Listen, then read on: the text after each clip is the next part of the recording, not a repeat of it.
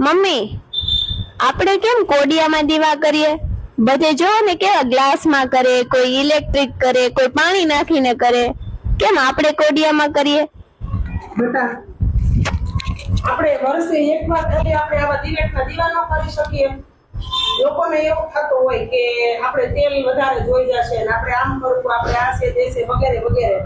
પણ દિવાળીનું સાચું માતમ તો શેનું છે કે આ જે માટીના કોડિયા હોય ને એમાં જ વાત કરવાની.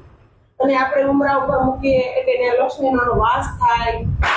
અને અત્યારે તો લોકો ફેશનમાં આવી ગયા છે કે ભાઈ ઓલું હાથમાં સારું લાગે એટલે આપણે એવું કરી નાખીએ, પેલું કરીએ તો એ સારું લાગે, આમ કરીએ તો એ સારું લાગે.